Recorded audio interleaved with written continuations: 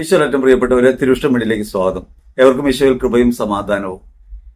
ലോകരക്ഷകനായ മിശിഹ നമുക്ക് വേണ്ടി കുരിശിൽ മരിച്ച് പാപങ്ങൾക്ക് പരിഹാര ബലിയായി മാറി പാപത്തിന്റെയും മരണത്തിന്റെയും പൈശാചികതയുടെയും ആധിപത്യത്തിൽ നമ്മെ മോചിപ്പിച്ചു.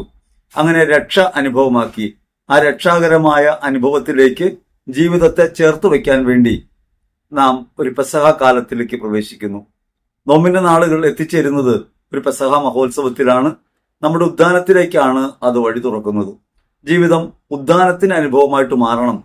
അങ്ങനെ ആനുകാലിക ജീവിതത്തെ ഒരു ഉദ്ധാനാനുഭവമായി കൂട്ടിവിളക്കുന്ന കണ്ണിയാണ് നോമ്പിന്റെ നാളുകൾ. കൗദാശികമായ അടയാളങ്ങളിലൂടെ ഈ രക്ഷയെ അനുഭവിക്കുന്നതിനെ കുറിച്ചാണ് നമ്മൾ ഇന്ന് ചിന്തിക്കുന്നത്. കൂദാശ എന്ന് പറയുന്നത് കാണപ്പെടാത്ത ദൈവകൃപയുടെ കാണപ്പെടുന്ന അടയാളങ്ങളാണ്. ദൈവകൃപ കാണപ്പെടാത്ത ഒന്നാണ്. അത് അടയാളങ്ങളിലൂടെ നമുക്ക് കാണാൻ കഴിയും. കാരണം നമുക്ക് ശാരീരിക പരിമിതിയുണ്ട്, ഇന്ദ്രിയങ്ങളുടെ പരിമിതിയുണ്ട്. ഇന്ദ്രിയങ്ങളും ശരീരവും അനുഭവത്തിന്റെ തലമാണ്.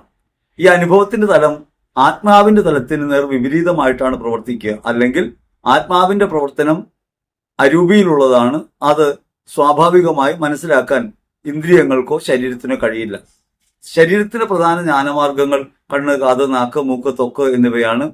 അങ്ങനെ കണ്ണ്, കാത്, നാക്ക്, മൂക്ക്, ത്വക്ക് എന്ന് പറയുന്ന ജ്ഞാനേന്ദ്രിയങ്ങൾക്ക് അനുഭവപ്പെടും വിധം ഈ ദൈവകൃപയെ അടയാളപ്പെടുത്തുന്നവയാണ് കൂദാശകൾ. കൂദാശകളിലൂടെ മാത്രമേ നമുക്ക് ഇങ്ങനെ ഒരു അനുഭവത്തിലേക്ക് ഉയരാൻ കഴിയും. ജീവിതത്തിൽ രക്ഷ അനുഭവിക്കണമെങ്കിൽ കൗദാശികതയുടെ പ്രാധാന്യം ഇതുകൊണ്ടാണ് വർദ്ധിക്കുന്നത്. നാം ഈ ലോകത്ത് ജീവിക്കുമ്പോൾ ഇന്ദ്രിയപരതയിലൂടെയാണ് ലോകത്തെ മനസ്സിലാക്കുന്നതും ലോകത്തെ അനുഭവിക്കുന്നതും. അങ്ങനെ ലോകത്തെ മനസ്സിലാക്കുകയും അനുഭവിക്കുകയും ചെയ്യുന്ന ഇന്ദ്രിയത്തിന്റെ വഴിയിലൂടെ തന്നെ ദൈവകൃപയെ അനുഭവിക്കാൻ ഇടയാക്കും വിധം സഭ നമുക്ക് കൗദാശികമായ അടയാളങ്ങൾ നൽകുന്നു. അതുകൊണ്ട് കൂദാശ എന്ന് പറയുന്നത് ഒരു ആചാരമല്ലെന്നും അനുഷ്ഠാനമല്ലെന്നും അത് നമ്മുടെ ജീവിതത്തെ ആത്മീയ ബന്ധത്തിനകത്ത് ഉറപ്പിക്കുന്ന ഒന്നാണെന്നും നമ്മൾ തിരിച്ചറിയണം. യേശുവിനെ അനുഭവിക്കാനും രക്ഷ അനുഭവിക്കാനും കൗദാശികമായൊരു പദ്ധതി ആവശ്യമുണ്ട്.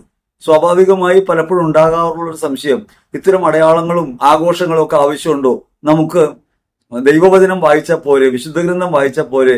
വിശുദ്ധ ഗ്രന്ഥം പറയുന്നുണ്ടല്ലോ.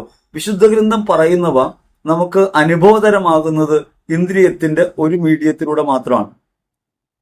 യഥാർത്ഥത്തിൽ ദൈവവചനമാകുന്ന ക്രിസ്തുവിനെ അനുഭവിക്കണമെങ്കിൽ ശാരീരികതയിൽ നമുക്ക് അനുഭവിക്കാൻ പറ്റണം. അതിനൊരു കാരണം, യേശു വചനമായ ദൈവം ശരീരധാരിയായി ഭൂമി വന്നു, വചനം മാംസമായി നമ്മുടെ ഇടയിൽ വസിച്ചു. അങ്ങനെ ശാരീരികതയ്ക്ക് അനുഭവിക്കാൻ വേണ്ടിയാണ് ക്രിസ്തുവിന്റെ മനുഷ്യാവതാരം. ഈ ശാരീരികതയിലാണ് നമുക്ക് വീഴ്ചകളുള്ളത്. ഈ ശാരീരികതയെ പരിഹരിക്കാതെ അല്ലെങ്കിൽ അനുഭവതലത്തെ പുനർനിർമ്മിക്കാതെ നമുക്ക് ക്രിസ്തുവിനെ അനുഭവിക്കാൻ സാധ്യമല്ല, ദൈവാനുഭവത്തിലേക്ക് ഉയരാൻ സാധ്യമല്ല. പരിശുദ്ധാത്മാവിനെ നൽകിക്കൊണ്ട് ദൈവാനുഭവത്തിന്റെ തലത്തിലേക്ക് നമ്മൾ ഉയർത്തുന്നു. ഓരോ കൗദാശിക അടയാളങ്ങളിലും ഈ ആത്മാവിന്റെ പ്രവർത്തനം ത്വരിതപ്പെടുത്തുന്നു. അങ്ങനെ ശാരീരികതയെ മറികടക്കാൻ ആത്മാവിന് ശക്തി പകരുന്ന ഒരു കാര്യമാണ് കൂദാശ. ഏറ്റവും എളുപ്പത്തിലൊരു കാര്യം നമുക്ക് ആലോചിക്കാം. നമ്മളും മൃഗങ്ങളും തമ്മിലുള്ളൊരു വ്യത്യാസം, മൃഗങ്ങൾക്ക് ശരീരമാണ് പ്രധാനം, മനസ്സ് പ്രധാനമല്ല. മനസ്സ് സ്വാഭാവിക മനസ്സ് അവർക്കുണ്ട്. സാധാരണഗതിയിൽ ഒരു അപകടം മണത്തറിയാനായിട്ട് നമ്മെക്കാൾ എളുപ്പത്തിൽ കഴിയുന്നത് ചെറിയ ജീവികൾക്കാണ്. മഴ പെയ്യുമെന്നറിയുന്നതും ഇടിമിന്നൽ ഉണ്ടാവുമെന്നറിയുന്നതും ഒക്കെ ചെറിയ ജീവികളാണ്. അവർക്ക് പ്രപഞ്ചത്തിന്റെ ചലനങ്ങളൊക്കെ അറിയാൻ പറ്റും. പക്ഷെ അവർക്കൊരു പ്രശ്നമുള്ളത്, അവർക്ക് മനസ്സിൽ ചിന്തിച്ച് ഒരു തീരുമാനമെടുക്കാൻ കഴിയില്ല. മനസ്സിൽ ചിന്തിച്ചുറച്ച് ഭാവി പരിപാടികൾ രൂപകൽപ്പന ചെയ്യാൻ കഴിയില്ല. ഒരു പ്രതിസന്ധിയിൽ നിന്ന് ഓടി അകലാൻ കഴിയും, രക്ഷപ്പെടാൻ കഴിയും. ഒരു പ്രതിസന്ധിയെ മറികടക്കാൻ എന്ത് വിശേഷമായ പദ്ധതി ഉണ്ടാക്കാമെന്ന് ഒരു മൃഗത്തിന് സാധ്യമല്ല. അതുകൊണ്ട് 5000 വർഷം മുമ്പ് കൂടുകൂട്ടുന്ന ഒരു കുരുവി ഇപ്പോഴും കൂടുകൂട്ടുന്നു, നല്ല ഭംഗിയായിട്ടാണ് കൂടുകൂട്ടുന്നത്. പക്ഷെ മനുഷ്യൻ 5000 വർഷം കൊണ്ട് ഒരു ഭവനം നിർമ്മിക്കുന്നതിലുണ്ടായിട്ടുള്ള പുരോഗതി, അതിന്റെ ഔന്നത്യം ഈ കുരുവിക്ക് ഒരിക്കലും സ്വന്തമാക്കാൻ കഴിയില്ല. അപ്പൊ അതുകൊണ്ട് മനുഷ്യന് മനസ്സ് പ്രധാനമാണ്. ഇങ്ങനെ മനസ്സ് പ്രധാനമാകുമ്പോൾ മനുഷ്യനാവും. മൃഗത്തിൽ നിന്ന് മനുഷ്യനുള്ള വ്യത്യാസം ഈ മനസ്സ് വലുതാകലാണ്, അല്ലെങ്കിൽ മനസ്സിന്റെ ബലമാണ്, മാനസികമായ ഔന്നത്യമാണ്. അപ്പൊ ശരീരത്തെ ജയിച്ച് മനസ്സ് പ്രാധാന്യം നേടുന്നുണ്ട് മനുഷ്യനിൽ. ഇനി മനുഷ്യന്റെ മനസ്സ് സാധാരണഗതിയിൽ വഴിവിട്ടു പോകാം. ഈ മനസ്സ് എപ്പോഴും തിന്മയിലേക്ക് ചാഞ്ഞിരിക്കാം, ലോകാനുരൂപിയാകാം. യഥാർത്ഥത്തിൽ മനുഷ്യൻ ആത്മാവും ശരീരവും ചേർന്ന ഏകകമാണ്. കാറ്റഗിസം അങ്ങനെ പഠിപ്പിക്കുന്നത്. ആത്മാവും ശരീരവും ചേർന്ന ഏകകം. ഇവിടെ പ്രധാനപ്പെട്ടത് ആത്മാവായി മാറുന്നു. അങ്ങനെ ആത്മാവായി മാറുമ്പോഴാണ് ദൈവമക്കളുടെ സ്ഥാനത്തേക്ക് നമുക്ക് വരാൻ പറ്റുക. ആത്മാവെന്ന് പറഞ്ഞാൽ അവിടെ മനസ്സിലാക്കേണ്ടത് ഈ മനസ്സിനെ തിരിച്ചറിയാനുള്ള വരം, ആത്മാവിനാണുള്ളത്, സോൾ ലെവലാണ് ഉള്ളത്. സോളിന് മാത്രമേ മനസ്സിനെ തിരിച്ചറിയാൻ പറ്റൂ. അപ്പോൾ ഒരു ക്രമമായിട്ടൊരു കാര്യം നമുക്ക് അറിയാൻ പറ്റും. പരിശുദ്ധാത്മാവാണ് ജ്ഞാനം.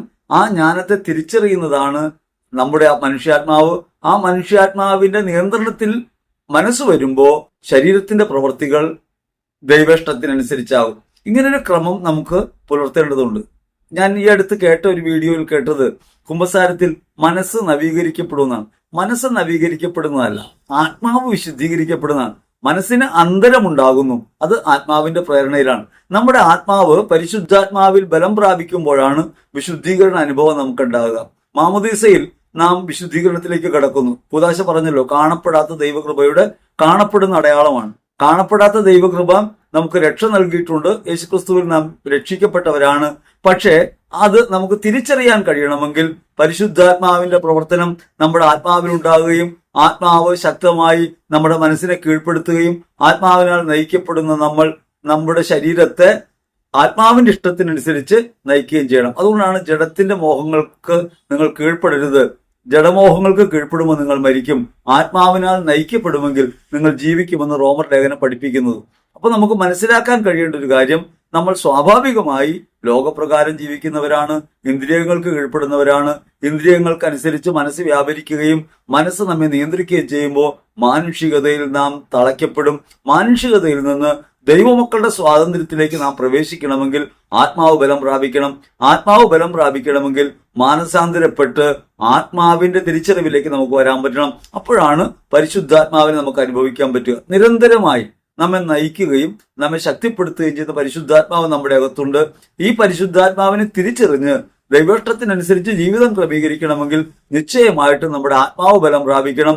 മനസ്സിനെ കീഴ്പ്പെടുത്തി ആത്മാവ് ബലം പ്രാപിച്ച് ആത്മാവ് പരിശുദ്ധാത്മാവിനെ അനുഭവിച്ച് പരിശുദ്ധാത്മാവിന്റെ പ്രേരണകൾക്ക് വിധേയപ്പെട്ട് ആത്മാവിന്റെ ശക്തിയിൽ മനസ്സ് കീഴ്പ്പെടുകയും ശരീരം പ്രവർത്തിക്കുകയും ചെയ്യുമ്പോൾ നമ്മൾ ദൈവികമായ പ്രവൃത്തിയിലേക്ക് വരും.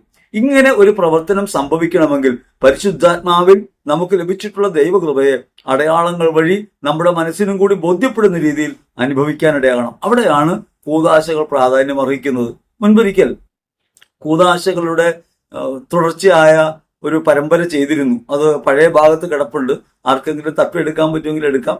മുൻകാലങ്ങളിൽ ചെയ്ത വീഡിയോയിൽ ജീവജലത്തിന്റെ നീർച്ചാലുകൾ അരുവികൾ എന്ന് പറഞ്ഞുകൊണ്ട്, ജീവജലത്തിന്റെ അരുവികൾ എന്ന് പറഞ്ഞുകൊണ്ട് കുറച്ച് പ്രാവശ്യം നമ്മൾ പരമ്പരകൾ ചെയ്തിരുന്നു. ഇപ്പൊ നമ്മൾ പ്രത്യേകമായിട്ട് കുമ്പസാരത്തെ കുറിച്ചാണ് ഓർക്കുന്നത്. പ്രത്യേകിച്ചും നോമ്പ് കാലത്ത് ആത്മനവീകരണത്തിന്റെയും വിശുദ്ധീകരണത്തിന്റെ ഒരു കാലത്ത് നമ്മുടെ ജീവിതത്തെ പരിവർത്തിപ്പിക്കാൻ ആവശ്യമായ കൗതാശികമായ മാർഗങ്ങളിലേക്ക് നമ്മൾ തിരിയുന്നു, പ്രാർത്ഥനയിലേക്ക് തിരിയുന്നു. അനുതാപത്തോടെ നമ്മൾ പാപസങ്കീർത്തനത്തിനായിട്ട് അണയുന്നു. ഇങ്ങനെ പാപസങ്കീർത്തനത്തിനായിട്ട് അണയുമ്പോൾ നമ്മൾ ചില കാര്യങ്ങളെക്കുറിച്ച് മനസ്സിലാക്കണം. എന്താണ് ഈ കുമ്പസാരം എന്ന കൂദാശ? ആ കൂദാശയുടെ സഭ നമ്മോട് പറയുന്നത് എന്താണ്? കുമ്പസാരത്തിന്റെ അടിസ്ഥാനം എന്താണ്? കുമ്പസാരത്തിന്റെ കാനൂൺ നിയമങ്ങൾ എന്താണ്? എന്താണ് യഥാർത്ഥത്തിൽ പാപം? എങ്ങനെയാണ് നമ്മൾ കുമ്പസാരിക്കേണ്ടത്? ഇത്യാദി കാര്യങ്ങളെക്കുറിച്ച് നമുക്കൊരു വ്യക്തമായ ബോധ്യം ഉണ്ടാകണം. പ്രിയപ്പെട്ടവരെ, നിങ്ങൾ ക്ഷമാപൂർവ്വം ശ്രദ്ധിക്കണം. ഇത് 3-4 എപ്പിസോഡുകൾ മാത്രമേ തീരുള്ളൂ എന്നാണ് ഒരു പ്രതീക്ഷ. ആണ്ടുകുമ്പസാരത്തിലേക്കൊക്കെ പ്രവേശിക്കുന്ന സമയത്ത് ഒരു ചടങ്ങായി അത് മാറാതിരിക്കാൻ നമുക്ക് ശ്രദ്ധാപൂർവം ഈ കുമ്പസാരത്തെക്കുറിച്ചുള്ള അറിവുകളിലേക്ക് വരാൻ പറ്റുന്നത് നല്ലതാണ്. അതേസമയം തന്നെ ഈ കാര്യത്തെക്കുറിച്ചുള്ള സംശയങ്ങൾ നിങ്ങൾക്ക് വീഡിയോയുടെ കീഴെയോ വാട്സപ്പിലോ സന്ദേശമായിട്ട് അയക്കാം. അവയെക്കുറിച്ച് കൂടുതൽ വിശദീകരിക്കാനും പറയാനും അത് ഉപകാരപ്പെടും എന്നുകൂടി ഓർമ്മിപ്പിക്കുന്നുണ്ട്. പലതരത്തിൽ നമുക്ക് സന്ദേഹങ്ങൾ ഉണ്ടാകും. ഞാനൊരു കഥ പറഞ്ഞുകൊണ്ട് ആരംഭിക്കാം. കുമ്പസാരത്തെക്കുറിച്ചുള്ള നമ്മുടെ അവ്യക്തതയെക്കുറിച്ച് പറയാൻ വേണ്ടിയാണ്. ഒരിക്കൽ ഒരു കുട്ടി ആദ്യ കുമ്പസാരത്തിനായിട്ട് ഒരുങ്ങാണ്. ആദ്യ കുമ്പസാരത്തിനായിട്ട് ഒരുങ്ങുമ്പോൾ 10 കൽപ്പനകളെ കുറിച്ചുള്ള പാഠമൊക്കെ കുട്ടിക്ക് നൽകിയിട്ടുണ്ട്. അപ്പൊ കുട്ടിക്ക് പല പാപങ്ങളും മനസ്സിലായി. കള്ളത്തരം പറയരുതെന്ന് പറയുന്നതും, മോഷ്ടിക്കരുതെന്ന് പറയുന്നതും, കൊല്ലരുതെന്ന് പറയുന്നതും ഒക്കെ കുട്ടിക്ക് മനസ്സിലാവുന്നുണ്ട്. നിന്റെ ദൈവമായ കർത്താവിനെ മാത്രമേ ആരാധിക്കൂ. കുട്ടിക്ക് അതല്ലാതെ ദൈവത്തെ ഒന്നും അറിയില്ല. അല്ലെങ്കിൽ ദൈവത്തെ കുട്ടി കാണുന്നത് സാധാരണ നാം പറയുന്ന വാക്കുകളിലൂടെയാണ്. അതുകൊണ്ട് കുട്ടിക്ക് അതിനെക്കുറിച്ച് സംശയമൊന്നുമില്ല. സംശയം വന്നൊരു പ്രധാനപ്പെട്ട കാര്യം വ്യഭിചാരമാണ്. അത് കുട്ടിയുടെ ജീവിതവുമായി അനുഭവപ്പെടുന്ന ഒരു കാര്യമല്ല. കൊലപാതകത്തെക്കുറിച്ച് കുട്ടി കേൾക്കുന്നുണ്ട്, വ്യഭിചാരം എന്ന് കേൾക്കുന്നുണ്ട്. പക്ഷെ എന്താണ് വ്യഭിചാരം എന്ന് കുട്ടിക്ക് അറിയില്ല. കാറ്റഗിസം പഠിപ്പിച്ചിരുന്ന അധ്യാപികയായ സിസ്റ്ററോട് കുട്ടി ചോദിച്ചു, എന്താണ് വ്യഭിചാരം? കന്യാശ്രമിക്ക് അത് പറഞ്ഞു കൊടുക്കാൻ വലിയ ബുദ്ധിമുട്ടായതുകൊണ്ട് കന്യാശ്രമ ഒഴിവാകാൻ വേണ്ടി പറഞ്ഞു, നിന്റെ അമ്മയോട് പോയി ചോദിക്ക്. അമ്മയാകട്ടെ ഈ ആദ്യ കുർബാനയ്ക്ക് വേണ്ടിയുള്ള തിരക്കിലാണ്. ആദ്യ കുർബാന അനുഭവം എന്നൊക്കെ പറഞ്ഞാൽ നമ്മുടെ കുട്ടികൾ അനുഭവിക്കുന്നതിനേക്കാൾ വലിയ മാനസിക പീഡയും സമ്മർദ്ദവും തത്രപ്പാടും ഒക്കെ അനുഭവിക്കുന്നത് നമ്മുടെ മാതാപിതാക്കളാണ്. അത് അവർ കൂദാശ സ്വീകരിക്കുന്നതിന്റെ മഹാത്മ്യം ഓർത്തിട്ടോ ആ കൂദാശ സ്വീകരിക്കാൻ അവർ ഒരുങ്ങേണ്ടത് എങ്ങനെയെന്ന വിചാരം കൊണ്ടൊന്നുമല്ല. അവര് ആഘോഷങ്ങളുടെ പേരിലും ആളുകൾ വരുന്നു, അവർക്ക് വേണ്ടി വിഭവങ്ങൾ ഒരുക്കണം, അവരെ സൽക്കരിക്കണം, അതിനൊക്കെ വേണ്ടിയുള്ള ശ്രമങ്ങളിലാണ് മാതാപിതാക്കൾ. ഇതൊരു ആഘോഷമായിട്ടാണ് നടക്കുന്നത്.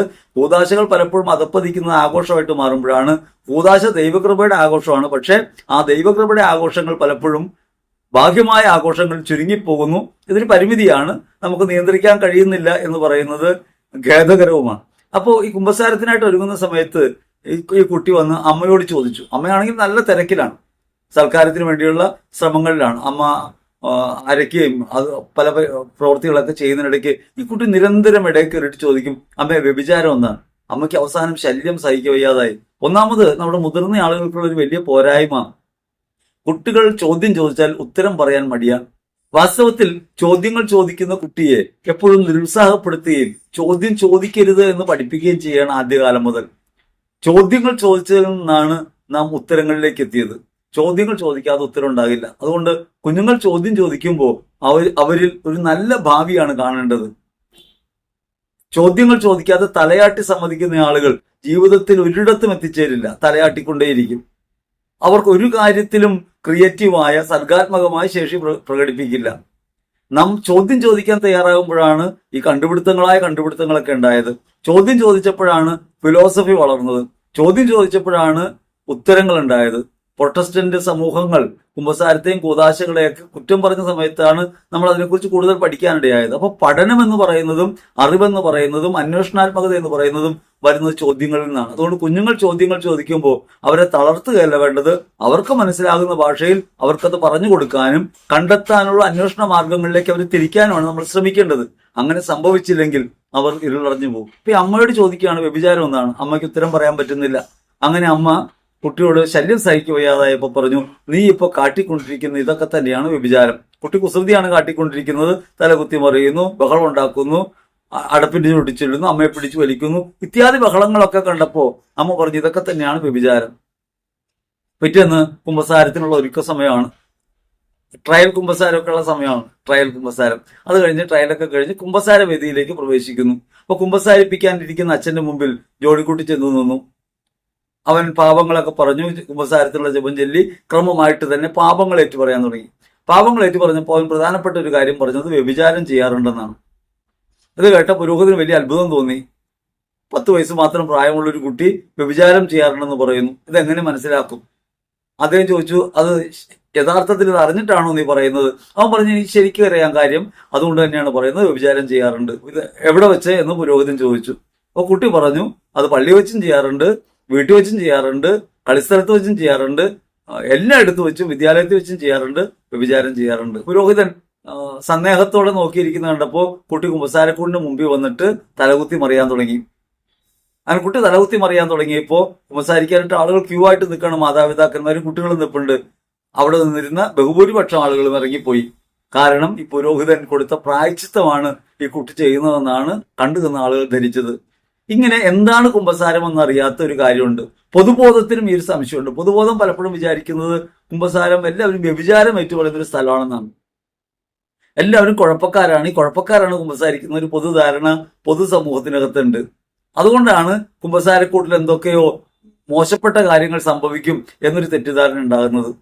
അപ്പൊ എന്താണ് കുമ്പസാരം എന്ന് പൊതുസമൂഹത്തിനും അറിയില്ല, പൊതുസമൂഹം അറിയേണ്ട കാര്യമാണ്. മൂന്നാമത്, കുമ്പസാരിക്കുന്നയാള് ഒരു അനുഭവം ഇല്ലാതെ പോവാണ്. അതിനൊരു പ്രധാന കാരണം എന്താണ് കുമ്പസാരം, എങ്ങനെയാണ് കുമ്പസാരിക്കേണ്ടത്, എന്താണ് കുമ്പസാരത്തിൽ സംഭവിക്കുന്നത് എന്ന വ്യക്തമായ ധാരണ കുമ്പസാരിക്കുന്നവർക്കില്ല. പതിവ് പടി ഈ 4ഓ 5ഓ ക്ലാസ്സിലോ പഠിച്ച അതേ പാഠങ്ങൾ, അതേ ഉരുവിടലുകൾ ഇപ്പോഴും നടത്തിക്കൊണ്ടിരിക്കുകയാണ്. അതുകൊണ്ടാണ് കുമ്പസാര വേദി ഒരു അനുഭവമാകാത്തത്. ഇനി മനസ്സിന്റെ നവീകരണമാണെന്ന് ഒരു സന്ദേശത്തിൽ കേൾക്കാനിടയായി. അങ്ങനെയല്ല. മനസ്സ് നവീകരിക്കുകയും ആത്മാവിനെ വിശുദ്ധീകരിക്കുകയും ചെയ്യുന്നതാണ്. ആത്മാവിന്റെ വിശുദ്ധീകരണമാണ് കുമ്പസാരത്തിൽ സംഭവിക്കുന്നത്. ആത്മാവ് വിശുദ്ധീകരിക്കപ്പെടുമ്പോഴാണ് ആത്മാവ് ബലം പ്രാപിക്കുക, നമ്മെ നയിക്കാനുള്ള കരുത്താർജിക്കുക. ഈ ആത്മാവ് വിശുദ്ധീകരിക്കുക വെച്ചാൽ വേർപെടുത്തപ്പെടുക, ലോകസാമാന്യതയിൽ നിന്ന്, മനസ്സിന്റെ ധാരണകളിൽ നിന്ന് ആത്മാവിനെ മാറ്റിയെടുക്കുക. ഈ ലോകധാരണകൾ പലപ്പോഴും ആത്മാവിനെ പൊതിഞ്ഞു നിൽക്കും. മനസ്സ് ആത്മാവിനെ കീഴ്പ്പെടുത്തി മനസ്സ് ബലം പ്രാപിക്കുകയും മനസ്സിന്റെ ഇഷ്ടത്തിനനുസരിച്ച് ജീവിതം നയിക്കുകയും ചെയ്യുമ്പോൾ നമ്മൾ ഇഷ്ടത്തിനനുസരിച്ച് ജീവിക്കും. ഇഷ്ടം ലോകപ്രകാരമായിട്ട് മാറുമ്പോൾ നിശ്ചയമായിട്ടും ലോകത്തിന്റെ ആധിപത്യത്തിന് നമ്മൾ വിധേയപ്പെടും, അല്ലെങ്കിൽ പ്രലോഭനത്തിന് വിധേയപ്പെടും. അങ്ങനെ ലോകാനുരൂപിയായിട്ട് മാറും. അങ്ങനെ ദൈവത്തിന് എതിരായി നമ്മൾ പ്രവർത്തിക്കാൻ തുടങ്ങും. അപ്പൊ അതുകൊണ്ട് ആത്മാവിനെ വിശുദ്ധീകരിക്കുന്ന, ആത്മാവിൽ പരിശുദ്ധാത്മാവിന്റെ പ്രവർത്തനത്തെ അനുഭവതരമാക്കുന്ന കൗതാശികമായ കുമ്പസാരത്തെക്കുറിച്ച് വ്യക്തമായ ബോധ്യം നമുക്കുണ്ടാകണം. ചിലരൊക്കെ പറയുന്നത് കുമ്പസാരം ഒരു അനാവശ്യമായ കാര്യമാണെന്നാണ്, അല്ലെങ്കിൽ അങ്ങനെ ഒന്നും ഇല്ലെന്നാണ്. യേശു ക്രിസ്തു കുരിശിൽ മരിച്ചു, പാപങ്ങളെല്ലാം മോചിച്ച് ഇനിയൊന്നും ചെയ്യേണ്ടതില്ല എന്ന് പറയുന്നവരാണ് അനേകർ. അത്തരത്തിലുള്ള ആളുകൾ നമ്മുടെ സമൂഹത്തിനകത്ത് സ്വാധീനം ചെലുത്തുന്നുണ്ട്.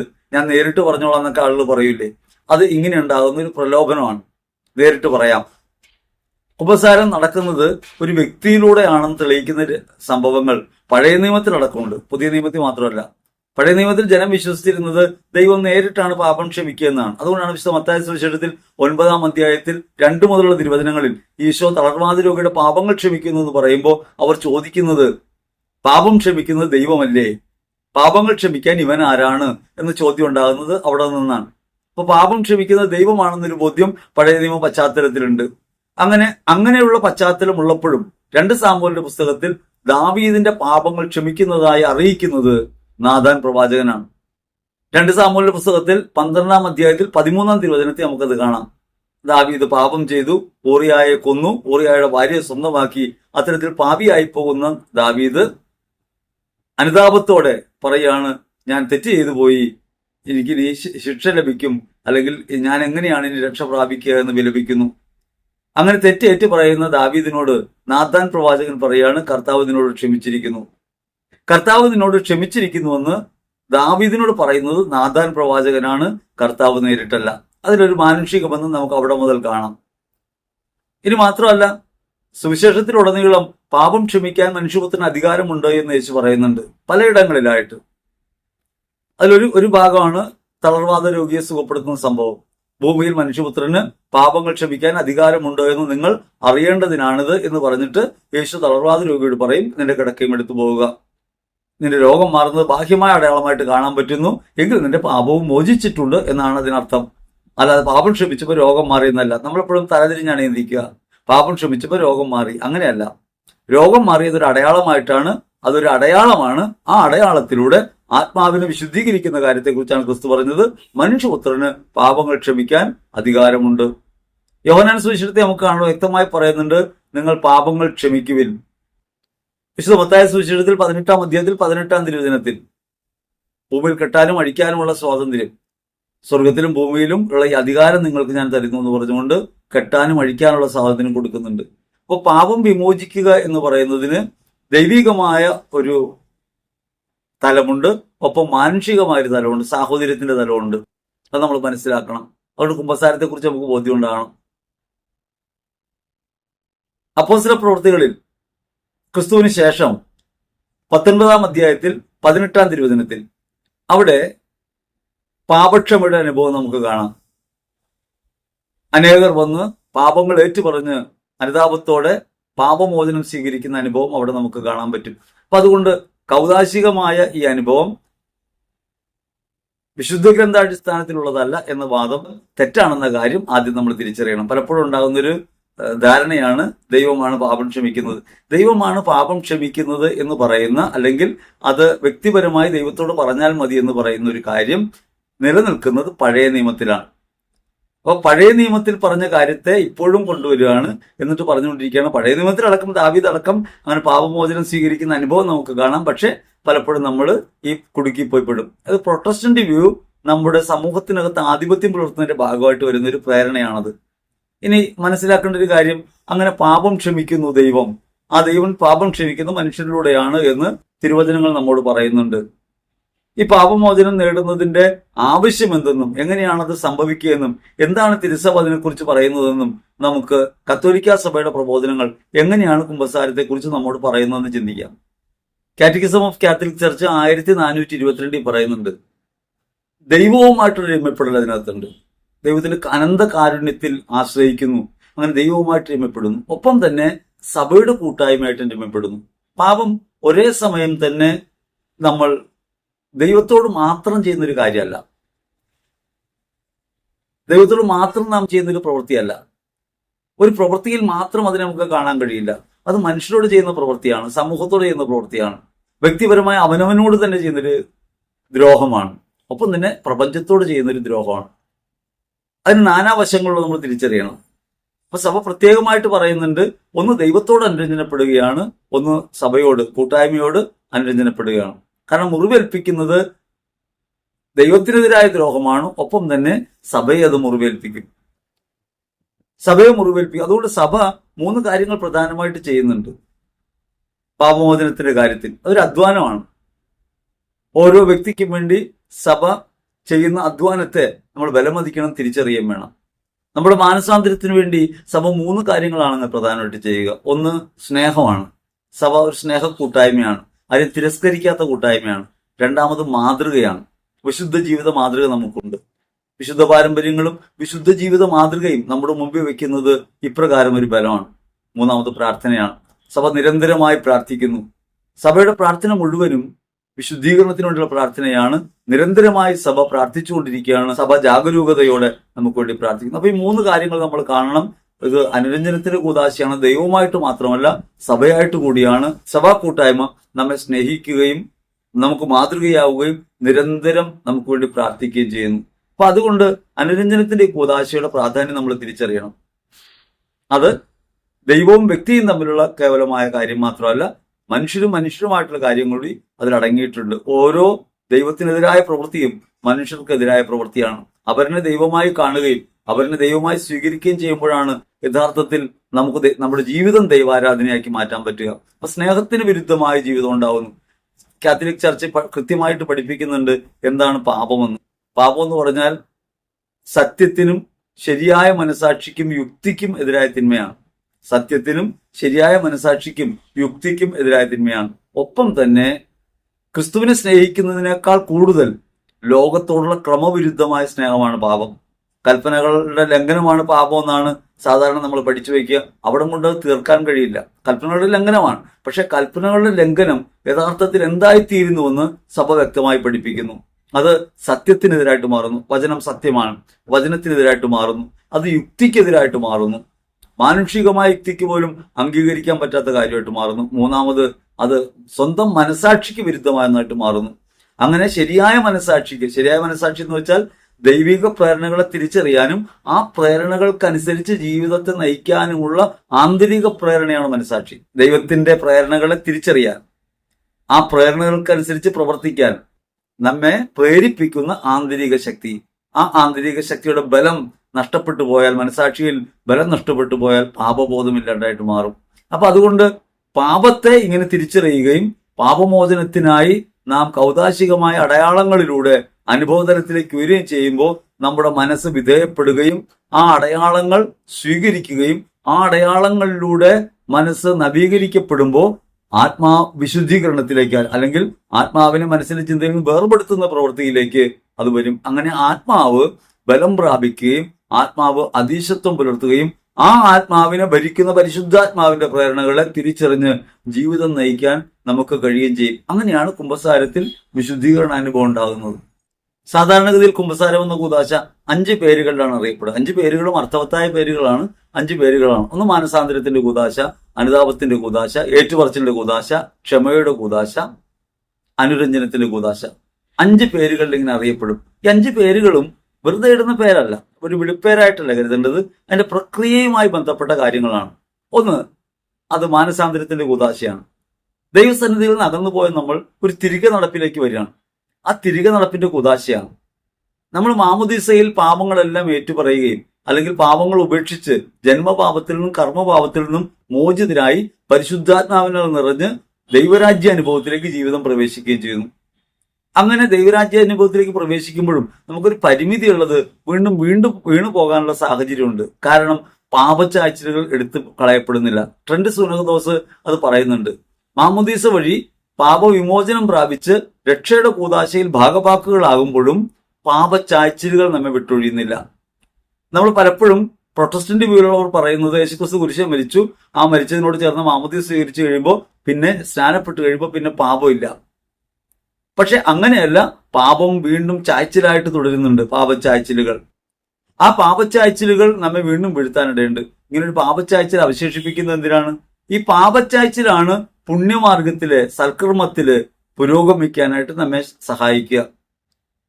യേശുവിനെ സ്നേഹിക്കണമെങ്കിൽ, സ്നേഹം പ്രഖ്യാപിക്കണമെങ്കിൽ സ്നേഹവിരുദ്ധത എന്നൊരു കാര്യം ഉണ്ടാവണം. സ്നേഹവിരുദ്ധത എന്നുള്ളൊരു കാര്യം ഉണ്ടാകുമ്പോഴാണ് സ്നേഹിക്കുക എന്നൊരു പ്രവൃത്തിയിലേക്ക് നമുക്ക് പ്രവേശിക്കാൻ പറ്റുക. ഇരുളുണ്ടെങ്കിൽ മാത്രമേ വിളക്ക് കത്തിക്കുന്നതിൽ അർത്ഥമുള്ളൂ. പകല് വിളക്ക് കത്തിക്കുന്നത് മൗഢ്യമാണ്. അപ്പൊ വെളിച്ചം ഉണ്ടാകണമെങ്കിൽ നമുക്ക് ഒരു ഇരുട്ട് ആവശ്യമുണ്ട്.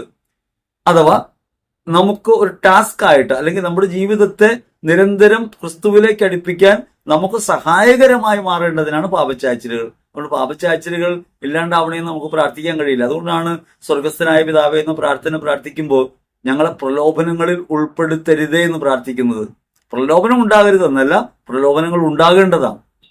ആ പ്രലോഭനങ്ങളിൽ ഉൾപ്പെട്ടു പോകാതിരിക്കാനാണ് കഴിയേണ്ടത്. ദൈവത്തോട് അനുരഞ്ജിതരാകാൻ കഴിയണം, അല്ലെങ്കിൽ ദൈവത്തിന് മുമ്പിൽ തിരികെ നടക്കാൻ കഴിയണം. നമ്മൾ വിശുദ്ധ ലൂക്കാ സുവിശേഷത്തിൽ കാണുമല്ലോ, ധൂർത്തപുത്രന്റെ ഉപമയൊക്കെ തിരികെ നടക്കുന്നതിന്റെ പ്രേരണയാണ്. ആ തിരികെ നടപ്പിന്റെ കൂദാശ എന്ന നിലയ്ക്കാണ് മാനസാന്തരത്തിന്റെ കൂദാശ. മനസ്സിന് അന്തരം വരണം. മനസ്സ് ലോകപ്രകാരമാണ് നീങ്ങുന്നത്, ലോകത്തിലേക്ക് തിരിഞ്ഞാണ് ഇരിക്കുന്നത്. അപ്പൊ ലോകത്തിനും തിരിഞ്ഞ് ദൈവത്തിന്റെ പക്ഷത്തേക്ക് തിരിയാനായിട്ട് മനസ്സിന് ബലം ഉണ്ടാകുന്നതിന്റെ പേരാണ് മാനസാന്തരം. സുബോധമുണ്ടാകുക, ആത്മാവിന്റെ പ്രേരണയ്ക്ക് വിധേയപ്പെടാൻ തുടങ്ങുക, മനസ്സ് അന്തരപ്പെടുക.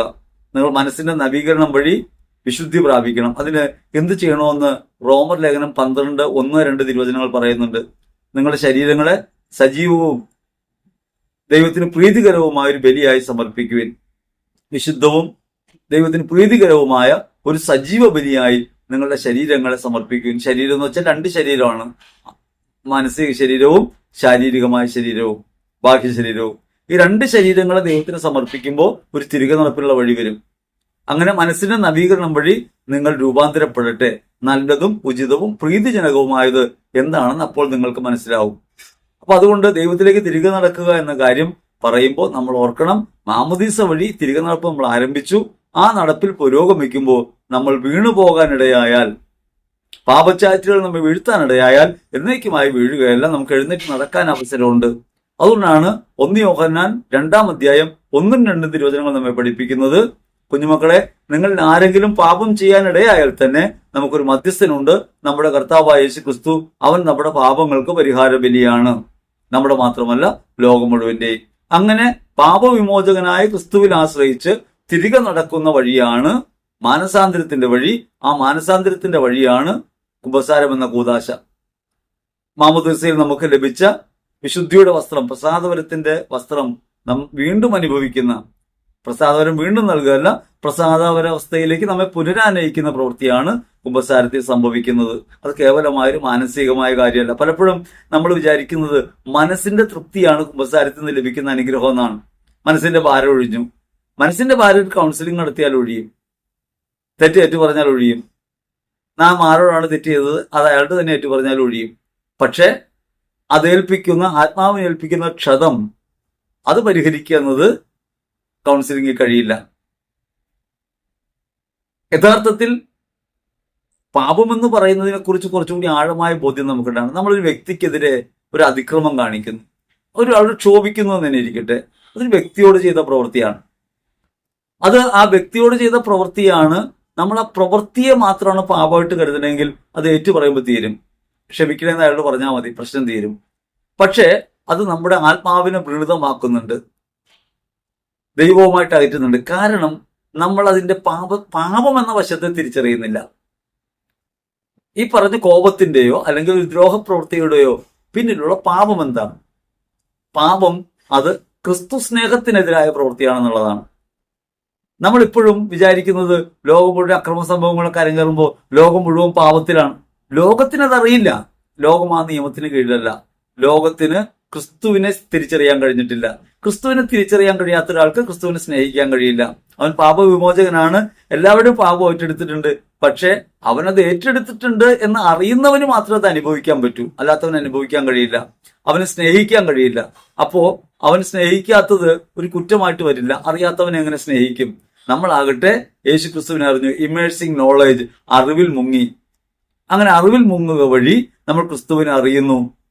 അങ്ങനെ ആത്മാവിൽ അവനെ അറിയുകയും അവന്റെ ആത്മാവിനാൽ നിറയപ്പെടുകയും ആത്മപ്രേരണയ്ക്ക് അനുസരിച്ച് ജീവിക്കാൻ വിളിക്കപ്പെടുകയും ചെയ്യുന്ന നാം വീണുപോകാനിടയായാൽ നമുക്കൊരു മധ്യസ്ഥനുണ്ട്, നമ്മുടെ കർത്താവായ യേശു ക്രിസ്തു. നമ്മൾ പലപ്പോഴും പാപബോധം എന്ന് പറഞ്ഞ് ചെയ്തുകൊണ്ടിരിക്കുന്നതും ചെയ്തു പോയ പ്രവൃത്തികളൊക്കെ എണ്ണിയെടുക്കലാണ്. പിന്നീട് അത് വിശദീകരിച്ച് പറയാം. യഥാർത്ഥത്തിൽ ക്രിസ്തുവുമായിട്ട് അകലമുണ്ടോ എന്ന ചിന്തയാണ് പാപം. ക്രിസ്തുവുമായിട്ട് എത്ര അകലമുണ്ട് എന്ന ബോധ്യം ഉണ്ടാകുന്നതാണ് പാപബോധം. ഞാൻ യേശുവിനെ ദ്രോഹിച്ചു എന്ന വിചാരമാണോ എനിക്ക് ഉണ്ടാകുന്നത്? ഞാൻ ഒരാളോട് കോപിക്കുമ്പോൾ, ഒരു വ്യക്തിയോട് ഞാൻ കോപിച്ചു എന്നത് കേവലമായ അറിവാണ്. ഞാൻ അയാളോട് കോപിച്ചപ്പോൾ യഥാർത്ഥത്തിൽ ഞാൻ കോപിച്ചത് ക്രിസ്തുവിനോട് തന്നെയാണെന്നും സ്നേഹത്തിനെതിരായ പ്രവൃത്തിയാണെന്നും അത് ക്രിസ്തുവിനെ മുറിവേൽപ്പിക്കുന്ന പ്രവൃത്തിയാണെന്നും ഞാൻ തിരിച്ചറിയുകയും എന്നെ സ്നേഹിച്ചവനോട് ഞാൻ കാട്ടാതെ പോയ വിശ്വസ്തതയെ അവനോട് ഏറ്റുപറയുകയും ചെയ്യുന്ന പ്രവൃത്തിയിലേക്ക് വരുമ്പോഴാണ് അത് അനുതാപത്തിലേക്ക് നമ്മെ നയിക്കുക. അപ്പൊ കുമ്പസാരം എന്ന കൂദാശ ഒരു മാനസാന്തരത്തിന്റെ വഴിയാണ്, തിരികെ നടപ്പാണ്. എന്നെ വീണ്ടെടുത്തവന്റെ അരികിലേക്ക് തിരികെ നടക്കുന്നു. അത് മാമോദീസ സ്വീകരിച്ചവർ ചെയ്യാൻ കാരണം ഇതാണ്. അങ്ങനെ മാമോദീസ സ്വീകരിക്കുമ്പോഴും പാപച്ചായ്ച്ചിലുകൾ ഒഴിവാക്കപ്പെടുന്നില്ല, പ്രലോഭനങ്ങളുടെ സാധ്യതകൾ ഒഴിവാക്കപ്പെടുന്നില്ല. ഈ ചായ്ച്ചിലുകൾ വീണ്ടും പാപത്തിലേക്ക് പോകാനായിട്ട് നമ്മെ പ്രേരിപ്പിക്കാം. കുഞ്ഞുമക്കളെ, അങ്ങനെ നിങ്ങൾ പാപം ചെയ്യാനിടയായാൽ തന്നെ നിങ്ങൾക്കൊരു മധ്യസ്ഥനുണ്ട്, നമ്മുടെ കർത്താവായ യേശു ക്രിസ്തു. ദൈവം ശിക്ഷകനായിട്ടല്ല, രക്ഷകനായിട്ടാണ് നമ്മുടെ മുമ്പിൽ വർത്തിക്കുന്നത്. നിരന്തരം നമ്മെ വീണ്ടെടുക്കാനുള്ള പ്രവർത്തനമാണ് സഭ വഴി അവൻ തുടരുന്നത്. അതുകൊണ്ട് സഭ സ്നേഹവും മാതൃകയും പ്രാർത്ഥനയും വഴി വിശ്വാസിയെ ബലപ്പെടുത്തുകയും ചേർത്ത് പിടിക്കുകയും ചെയ്യുന്നു. ക്രിസ്തു സ്നേഹത്തിന്റെ അനുഭവതലത്തിലേക്ക് ഉയരാൻ വേണ്ടിയാണ് അനുതാപത്തിന്റെ കൂദാശ. അതൊരു സൗഖ്യത്തിന്റെ കൂദാശയാണ്. ആത്മാവിന് സൗഖ്യം നൽകുക, പ്രണീതമായ ആത്മാവിന് സൗഖ്യം നൽകുക എന്ന പ്രധാനപ്പെട്ട കാര്യമാണ്. അപ്പൊ അതുകൊണ്ട് തിരിച്ചറിയണം, ഒന്ന് മാനസാന്തരത്തിന്റെ ഒരു കൂദാശയാണ്, രണ്ടാമത് അനുതാപത്തിന്റെ കൂദാശയാണ്. ഹൃദയം ജ്വലിക്കാനിടയാകണം. അനുതാപം എന്ന് വെച്ചാൽ സങ്കടം വരിക എന്ന അർത്ഥത്തിലല്ല നമ്മൾ കാണേണ്ടത്. അനുതാപം സങ്കടമല്ല, ഹൃദയത്തിനുണ്ടാകുന്ന ചൂടാണ്. ഞാൻ അവനെ വേദനിപ്പിച്ചു, അല്ലെങ്കിൽ ഞാൻ അവനെ തള്ളിപ്പറഞ്ഞു, ഞാൻ അവനെതിരായി നിന്നു, എന്നെ സ്നേഹിച്ചവനോട് ഞാൻ ഇങ്ങനെ പ്രവർത്തിച്ചു പോയി എന്നതുകൊണ്ട് ഹൃദയം അനുഭവിക്കുന്ന ചൂടാണ്. ആ ചൂട് നഷ്ടപ്പെട്ടു പോയാൽ പ്രലോഭനത്തിൽ വീഴും. നമുക്ക് പിലാത്തോസിന്റെ അരമനയിൽ വെച്ചൊരു സംഭവം ഓർക്കാൻ പറ്റും. അവിടെ പത്രോസ് തീ കായാൻ പോയിരുന്നു. അകത്ത് യേശുവിനെ ക്രൂശിക്കാനുള്ള വിധിയൊക്കെ നടക്കുന്ന സമയമാണ്. ഏറ്റവും പ്രിയപ്പെട്ടവനെ, സജീവനായ ദൈവത്തിന്റെ പുത്രനാണെന്ന് പത്രോസ് തന്നെ ഏറ്റുപറഞ്ഞ ഒരുവനെ അകത്ത് വിധിക്കാൻ പോകുന്നു. ആ സമയത്ത് പത്രോസ് തീ കായാൻ പോവാണ്. എന്തുകൊണ്ടാണ് പത്രോസ് തീ കായാൻ പോകുന്നത്? എന്തുകൊണ്ടാണ് പത്രോസ് യേശുവിനെ തള്ളിപ്പറഞ്ഞത് എന്ന ചോദ്യം ഒന്ന് റിവേഴ്സ് ചെയ്ത് നോക്കിയാൽ നമുക്ക് കാണാൻ പറ്റും. പത്രോസ് എന്തുകൊണ്ടാണ് തള്ളിപ്പറഞ്ഞത്? അത് തീ കായാൻ പോയത് കൊണ്ടാണ്. തീ കായാൻ പോയത് എന്തുകൊണ്ടാണ്? തണുത്തത് കൊണ്ടാണ്. എന്തുകൊണ്ടാണ് തണുത്തത്? അത് അവിടെ തണുപ്പുണ്ടായത് കൊണ്ടല്ല, അകത്ത് തന്റെ പ്രാണനാഥനെ, തന്റെ ഗുരുവിനെ, സജീവനായ ദൈവത്തിന്റെ പുത്രനായ മിശിഹായെ കൊലയ്ക്ക് വിധിക്കാൻ പോകുന്ന സമയത്ത് തണുക്കുന്നുണ്ടെങ്കിൽ അത് സ്നേഹം മരവിച്ചു പോയപ്പോഴാണ്. നമ്മുടെയൊക്കെ ജീവിതത്തിൽ നമുക്കത് പരിശോധിക്കാവുന്ന കാര്യമാണ്. നമ്മളൊരു പ്രിയപ്പെട്ട ആൾ ICU കിടക്കുമ്പോൾ നമ്മൾ പുറത്ത് നിൽക്കുകയാണെങ്കിൽ കൊതുക് കടിയോ തണുപ്പോ നമ്മൾ അറിയില്ല. ലോകത്തിന് പ്രതികൂലങ്ങളൊന്നും നമ്മൾ അറിയില്ല, കാരണം സ്നേഹം അവിടെ പ്രവർത്തിക്കും. അതേസമയം എത്രയോ പേര് ICU കിടക്കുന്നുണ്ട്, എത്രയോ പേര് ജീവൻ മരണ പോരാട്ടം നടത്തുന്നുണ്ട്, എത്രയോ പേര് അക്രമങ്ങൾക്കിരയാകുന്നുണ്ട്, എത്രയോ പേര് വിശക്കുന്നുണ്ട്, എത്രയോ പേർക്ക് കിടക്കാൻ ഇടമില്ലാതെ ലോകത്തലയുന്നുണ്ട്. നമ്മളൊന്നും ഓർക്കാറില്ലല്ലോ, കാരണം അവർ നമ്മുടെ ആരുമല്ല. നമ്മൾ അവരെ ഒന്നും ഓർക്കുന്നില്ല. അവരോടൊന്നും നമുക്ക് സ്നേഹമില്ല. സ്നേഹം ഉണ്ടായിരുന്നെങ്കിൽ നമുക്ക് ഉറക്കം കിട്ടേനെ. നല്ല ഉറക്കം കിട്ടുന്നുണ്ട്. എന്തുകൊണ്ടാണ്? നമുക്ക് അവരൊന്നും ക്രിസ്തുവാണെന്ന ബോധ്യമില്ല, അവർക്ക് വേണ്ടിയാണ് നമ്മളെന്ന ബോധ്യമില്ല, യേശുവിന്റെ മുഖം അവർക്ക് കാണാൻ പറ്റുന്നില്ല, സ്നേഹം ജനിക്കുന്നില്ല. അപ്പൊ യേശുവിനോടുള്ള സ്നേഹം മരവിച്ചു പോയി. സ്നേഹം മരവിച്ചു പോയപ്പോ പത്രോസിന് തണുത്തപ്പോ തീ കായാൻ പോയപ്പോഴാണ് പ്രലോഭനം ഉണ്ടായത്, ചോദ്യം ഉണ്ടായത്, നീ അവനെ അറിയുമോ? അപ്പൊ അറിയില്ല, തള്ളിപ്പറഞ്ഞു.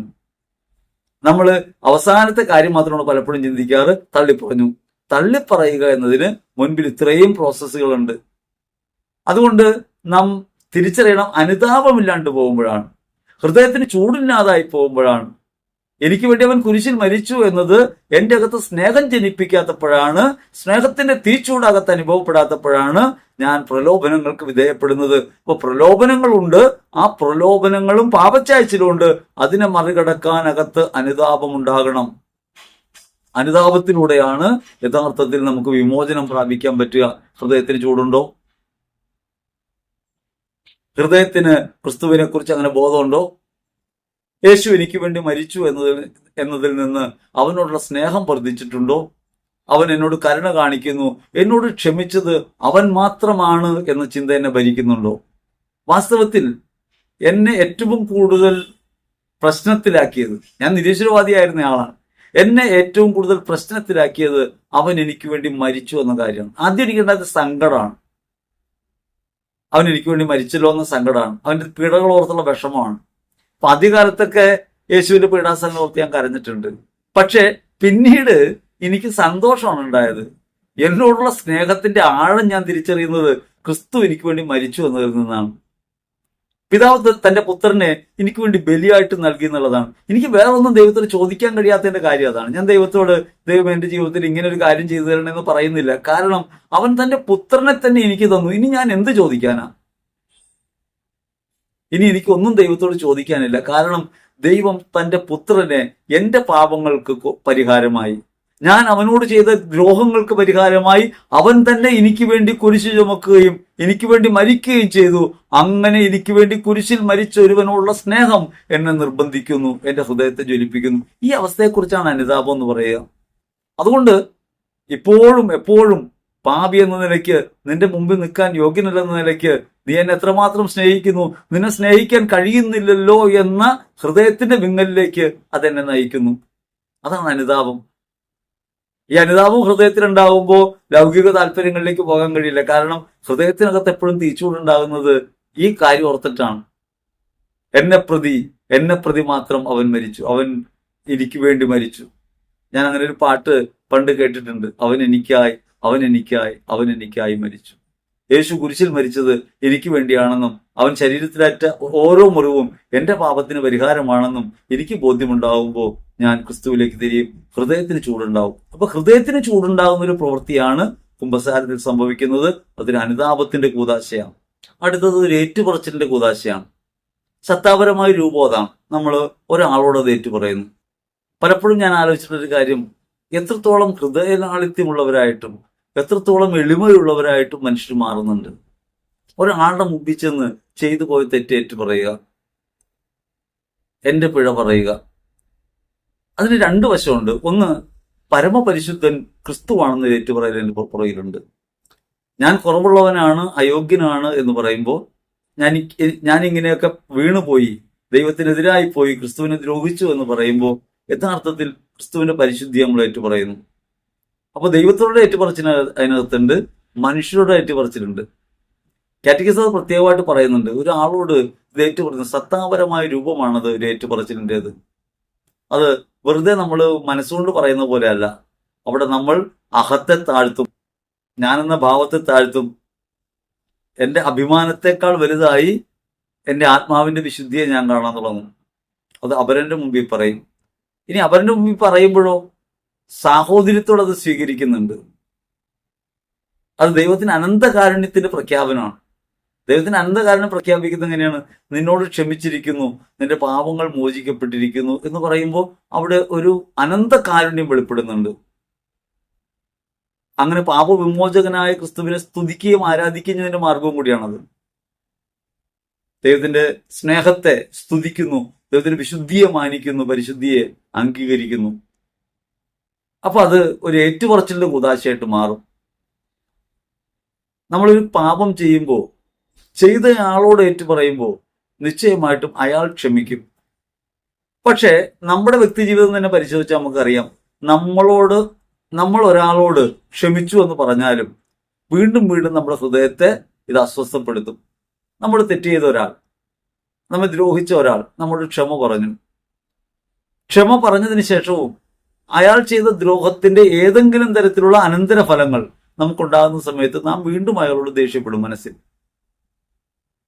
പക്ഷെ ദൈവം അങ്ങനെ ദേഷ്യപ്പെടില്ല. ആഴിയുടെ ആഴങ്ങളിലേക്ക് ദൈവം അത് തള്ളിക്കളയും.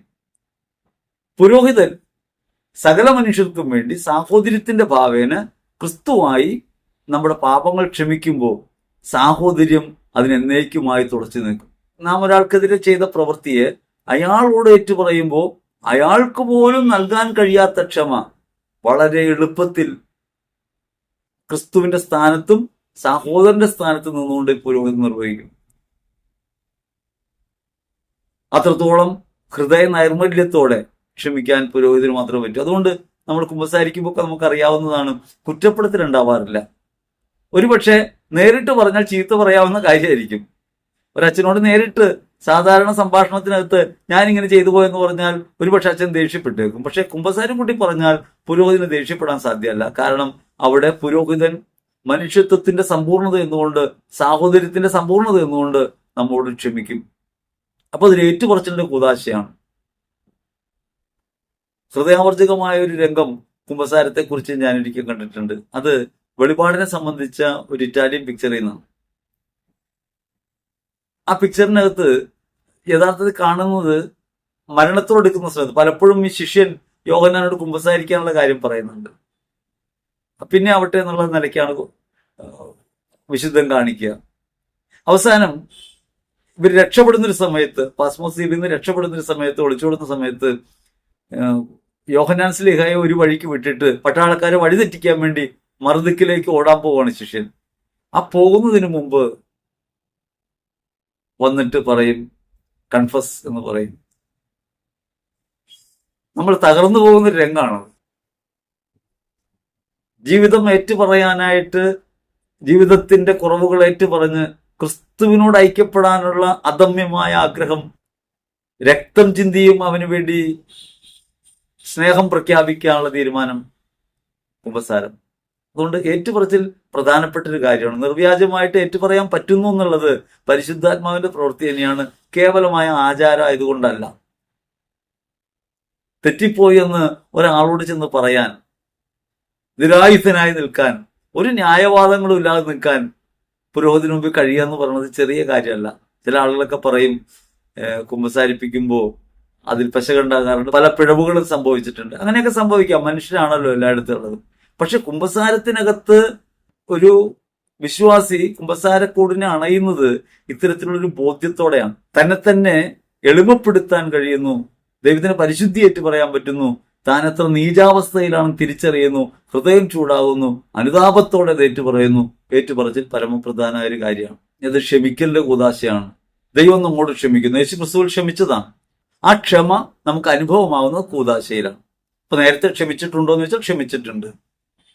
അങ്ങനെ ക്ഷമിച്ചത് നമുക്ക് അനുഭവമാകാതിരുന്നാൽ, നമ്മൾ പറയൂല്ലോ ക്ഷമിച്ചു എന്നൊരു വാക്ക് പറഞ്ഞാൽ ആശ്വാസമായി.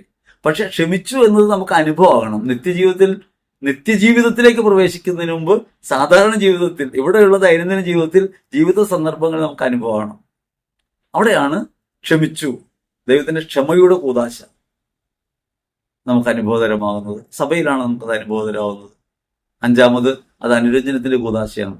ദൈവവുമായിട്ടും സഹോദരനുമായിട്ടും രമ്യപ്പെടുന്ന കൂദാശ. അവൻ നമ്മുടെ പാപങ്ങൾക്ക് പരിഹാര ബലിയാണെന്ന് പറയുന്ന പോലെ തന്നെ അവൻ നമ്മുടെ സമാധാനമാണ്. ശത്രുതല മതിലുകൾ തകർക്കും. പരസ്പരമുള്ള ഭിന്നത അകറ്റും, ദൈവവുമായുള്ള ഭിന്നത അകറ്റുന്നു. അതോടൊപ്പം മനുഷ്യനോടുള്ള രമ്യതയിലും